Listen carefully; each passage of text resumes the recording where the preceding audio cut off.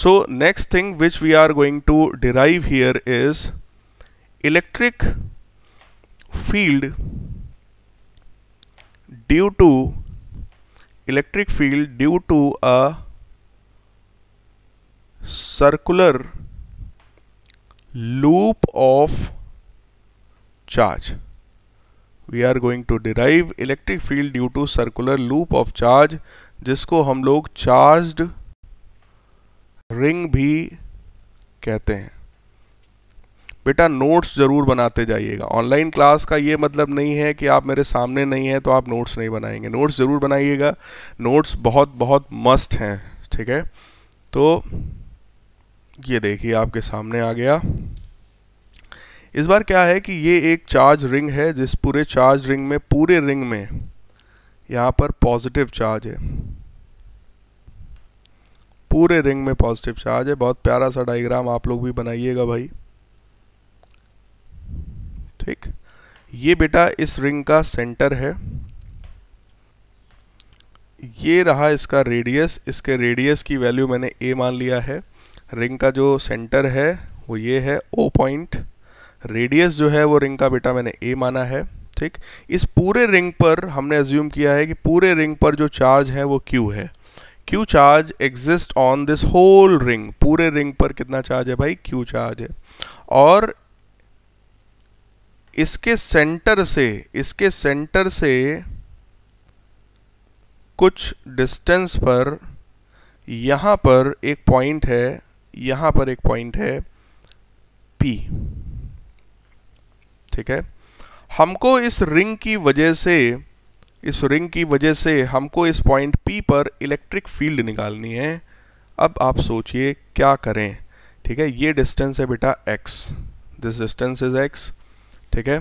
आप लोग देख करके इस बात को समझ गए होंगे यहाँ पर कि जो a है बेटा वो रिंग का रेडियस है, रिंग का रेडियस है, इसलिए वो रेडियस तो यार कांस्टेंट ही होगा।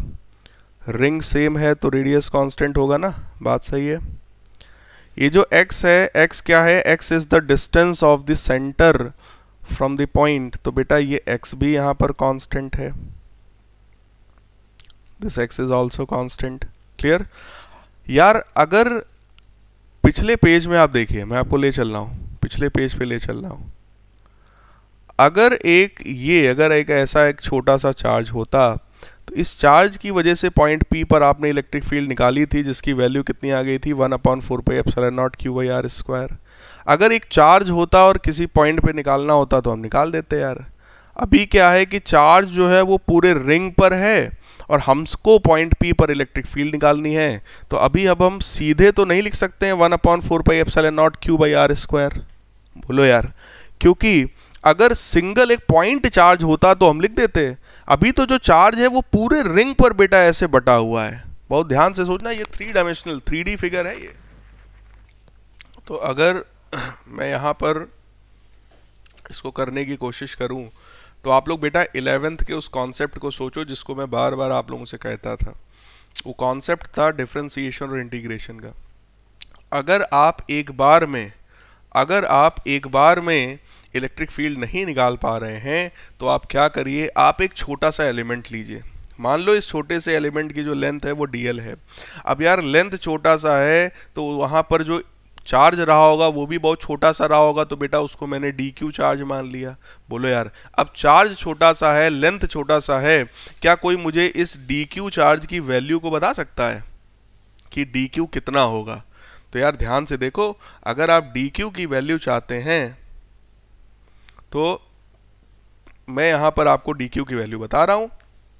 आप कहेंगे इसके लिए बेटा हमने मेथड कौन सा लगाया है? हम इसके लिए यूनिटरी मेथड लगा रहे हैं, ठीक है। Unitary method, I am applying unitary method for this. Unitary method क्या है यहाँ पर कि जब भाई ये जो Q चार्ज है, ये Q चार्ज उस रिंग के पूरे सर्कमफरेंस पर है, तो आप कहेंगे सर 2πa सर्कमफरेंस यानी कि 2πa डिस्टेंस में जो चार्ज है वो कितना है बेटा? Q।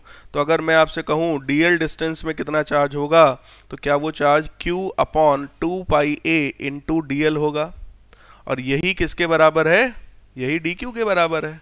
बोलो यार, तो यही डी क्यू के बराबर हो गया, तो मैंने इस चीज को यहाँ पे निकाल करके एक, ठीक है, तो ये आ गया आपका q upon 2πa into D L, that is the value of D Q here. ठीक, अब बेटा देखो छोटा सा एलिमेंट है, तो उस छोटे से एलिमेंट की वजह से जो इलेक्ट्रिक फील्ड होगी ऑब्वियस है वो भी बहुत छोटी सी होगी। ठीक है, उस इलेक्ट्रिक फील्ड को मैं दिखाने की कोशिश कर रहा हूँ। भाई एलिमेंट अगर पॉजिटिव चार्ज का है तो उसकी वजह से जो इलेक्ट्रिक फील्ड होगी, क्या वो इलेक्ट्रिक फील्ड भी पॉजिटिव ही होगी?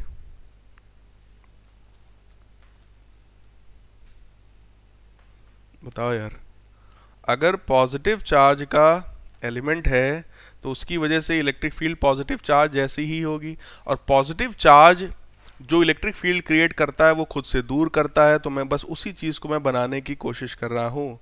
पॉजिटिव चार्ज जो इलेक्ट्रिक फील्ड क्रिएट करेगा, क्या वो इलेक्ट्रिक फील्ड कुछ इस टाइप की होगी? भाई सोच लीजिए, क्योंकि चार्ज बहुत छोटा सा है तो इस इलेक्ट्रिक फील्ड की वैल्यू भी बहुत छोटी सी होगी, and that will be DE.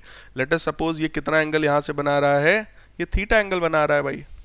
ठीक, तो थीटा एंगल पर इस छोटे से एलिमेंट की वजह से जो इलेक्ट्रिक फील्ड है वो कितनी है, डीई है। और उस इलेक्ट्रिक फील्ड की अगर मैं वैल्यू आपसे पूछूंगा तो आप सिंपली बता भी सकते हैं। आप कहेंगे सर वो वैल्यू है 1/4πε0 D Q upon are square. ठीक, आर क्या होता है, पॉइंट और चार्ज के बीच की दूरी, तो वो आर में इसको मान ले रहा हूं।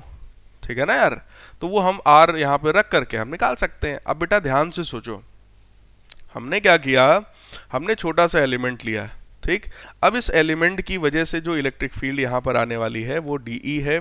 अगर इसी डीई को निकाल के मैं इंटीग्रेट कर दूं तो मेरा काम हो जाएगा।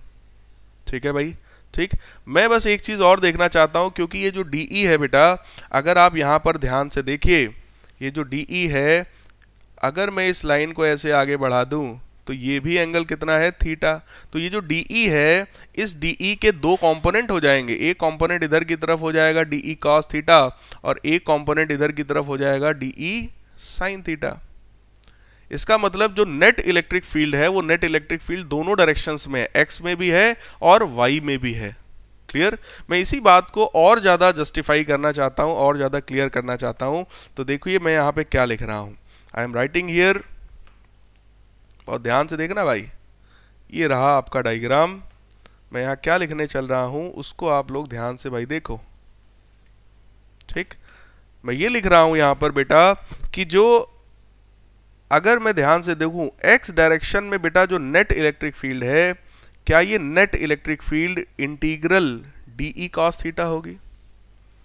एक्स डायरेक्शन में नेट इलेक्ट्रिक फील्ड क्या डीई कॉस थीटा होगी एक्स डायरेक्शन में? भाई सही है।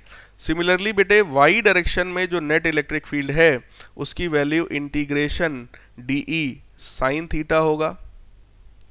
भाई डीई कॉस थीटा को इंटीग्रेट करोगे एक्स में नेट आ जाएगा, डीई साइन थीटा को भी इंटीग्रेट करोगे तो वाई डायरेक्शन में नेट आ जाएगा। लेकिन यार इंटीग्रेशन कितनी बार करना पड़ेगा आपको? 2 बार करना पड़ेगा। और हम लोग हमेशा इंटीग्रेशन को अवॉइड करते हैं। बहुत ज़्यादा इंटीग्रेशन में अगर हम उलझेंगे तो हमारा जो क्वेश्चन है बेटा वो बहुत टफ हो जाएगा। इंटीग्रेशन वैसे ही टफ होता है, इसलिए हम इंटीग्रेशन को अवॉइड करते हैं।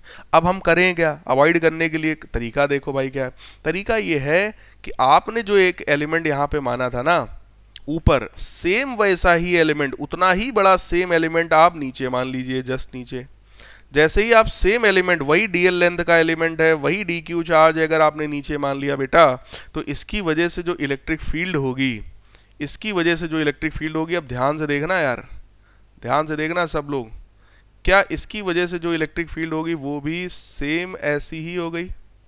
ये बोलो यार, ये भी तो पॉजिटिव चार्ज है भाई मेरे, ये भी अगर पॉजिटिव चार्ज है तो इसकी वजह से भी जो इलेक्ट्रिक फील्ड होगी वो भी तो डीई होगा। अरे यार बोलो भाई, ये भी तो डीई होगा। तो अगर ये एंगल थीटा है भाई तो ये वाला भी थीटा होगा और ये वाला भी थीटा होगा। समझ में आ रही होगी यार बात? ठीक, तो इस डीई के क्या करेंगे हम लोग, फिर से कंपोनेंट करेंगे बेटा। एक कंपोनेंट इधर की तरफ फिर से हो जाएगा डीई कॉस थीटा, और एक कंपोनेंट ऊपर की तरफ फिर से हो जाएगा डीई साइन थीटा। बात समझ में आई? हमने क्या किया, हमने एक एलिमेंट ही लिया था, एक एलिमेंट लेकर के ही मेरा काम चल जा रहा था, लेकिन हमें इंटीग्रेशन 2 बार करना पड़ रहा था, पहले हम ये करते फिर हम ये करते। इसलिए हमने दिमाग क्या लगाया कि हम एक एलिमेंट और ले लें जस्ट अपोजिट, सिर्फ एनालिसिस के लिए, ओनली फॉर एनालिसिस। हमने एक एलिमेंट और लिया बेटा, दिखाई क्या पड़ा हमको कि same electric field D E I, component भी सेम हुए, D E cos theta D E sine theta, but जो यहां पर ऑब्जर्वेबल चीज ये है, आपने क्या ऑब्जर्व किया कि वर्टिकल कंपोनेंट्स जो हैं, vertical components of electric field, vertical components of electric field cancel out each other। जो वर्टिकल कंपोनेंट्स हैं बेटा, उन्होंने क्या किया, एक दूसरे को कैंसिल आउट कर दिया। चेक करो ध्यान से, डी ई साइन थीटा क्या हो गया यार, कैंसिल हो गया। इसका मतलब जो वर्टिकल डायरेक्शन में इलेक्ट्रिक फील्ड है, क्या उसकी वैल्यू 0 है? कहने का मतलब बेटा क्या हुआ, अगर आप इस रिंग के दो अपोजिट कॉर्नर्स पर, एक ऊपर और एक ऐसा नीचे, दो अगर आपने कॉर्नर्स पर अपोजिट डायरेक्शन पे, जो डायमीटर में जस्ट अपोजिट पॉइंट्स हैं, वहां पर अगर आप दो एलिमेंट्स लेते हैं, तो इलेक्ट्रिक फील्ड की जो वैल्यू मिल रही है वो सिर्फ और सिर्फ एक्स डायरेक्शन में मिल रही है, जबकि वाई वाले दोनों एक दूसरे को क्या कर दे रहे हैं, कैंसिल कर दे रहे हैं। तो वाई डायरेक्शन की फील्ड तो खत्म हो गई, सिर्फ फील्ड अब किस डायरेक्शन में बची है, एक्स में बची है। तो आपको भी सिर्फ एक ही इंटीग्रेशन करना है, ठीक है। अब भैया एक ही इंटीग्रेशन करना है तो आसान हो गया ना हमारे लिए, हम सीधे सीधे लिखेंगे कि भाई एक्स डायरेक्शन में जो इलेक्ट्रिक फील्ड है उसकी वैल्यू है इंटीग्रेशन डी ई कॉस थीटा। डी ई की जो वैल्यू है बेटा वो कितनी थी, 1/4 pi epsilon naught d Q upon are square into cos theta, ठीक है। सो इंटीग्रेट करना था, जो जो कांस्टेंट है खड़ाक से बाहर निकालो, 1/4 पाई एप्सिलॉन नॉट बाहर आ गया, अंदर क्या बचा, डी क्यू की वैल्यू देखो क्या है भाई, डी क्यू की वैल्यू ये देखिए मैंने निकाली थी, तो डी क्यू की वैल्यू आ जाएगी Q into D L upon 2 pi ए, ये डी क्यू की वैल्यू है। नीचे क्या था, एक आर स्क्वायर था, तो ये जो नीचे आर स्क्वायर है, ध्यान से देखो इस ट्रायंगल में जो ऊपर डायग्राम जो आर है, क्या इस आर की वैल्यू हम पाइथागोरस से निकाल करके नहीं रख सकते हैं? आर स्क्वायर की वैल्यू क्या हम ए स्क्वायर प्लस एक्स स्क्वायर रख सकते हैं बेटा, multiplied by cos theta. Cos theta क्या होता है, बेस अपॉन हाइपोटेनस। तो इस वाले ट्रायंगल में ध्यान से देखो, कॉस थीटा लगाओगे, बेस कौन है, एक्स, हाइपोटेनस कौन है, आर, तो क्या कॉस थीटा की वैल्यू हो गई एक्स अपॉन आर। बोलो भैया, ध्यान से देखो, एक्स कैसा है, कांस्टेंट, ए यानी कि रेडियस भी कैसा है, कांस्टेंट। तो जो जो कांस्टेंट है वो सब बाहर निकालिए, वो सारी चीजें बाहर पहुंच जाएंगी, ठीक। अगर वो कांस्टेंट है तो वो बाहर आ जाएगा, और अगर वो बाहर आया तो ध्यान दे भाई, 1/4 pi epsilon naught Q x upon 2 pi a into r a square plus x square, सब चीजें बाहर हो गई, अंदर सिर्फ क्या बचा, इंटीग्रेशन ऑफ डीएल, ठीक है।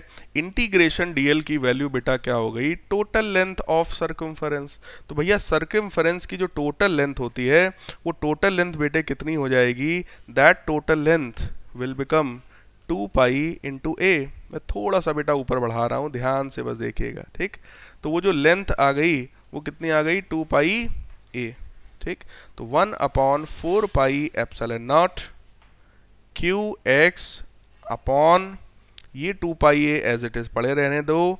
ये जो आर लिखा था आपने, ये जो आर आपने लिखा है ना, इस आर की जगह मैं पाइथागोरस से लिख रहा हूं अंडर रूट ए स्क्वायर प्लस एक्स स्क्वायर, बगल में ए स्क्वायर प्लस एक्स स्क्वायर पहले से था, और जो इंटीग्रेशन डीएल है उसकी वैल्यू कितनी आ गई, 2 पाई ए। अब आपको क्लियरली दिख रहा होगा 2 पाई ए से 2 पाई ए क्या हो गया, कैंसिल हो गया। मैं थोड़ा सा सिंप्लीफाइड फॉर्म में अगर इस फार्मूले को लिख दूं, ठीक, थोड़ा सा सिंप्लीफाइड फॉर्म में अगर मैं इस फार्मूले को लिख दूं तो क्या आ जाएगा आपके पास, you would have electric field in X direction is 1/4 pi epsilon naught Q x upon A square plus x square की होल पावर 3/2। भैया अंडर रूट भी है, पावर में 1 भी है, तो पावर्स ऐड हो जाएंगी, 1 + 1/2 हो जाएगा बेटा, तो बन जाएगा 3/2। तो ओवरऑल आप देखिए हमारे पास फार्मूला क्या आया, ये फार्मूला आया हमारे पास, ठीक है। This is the formula of electric field in X direction, ठीक।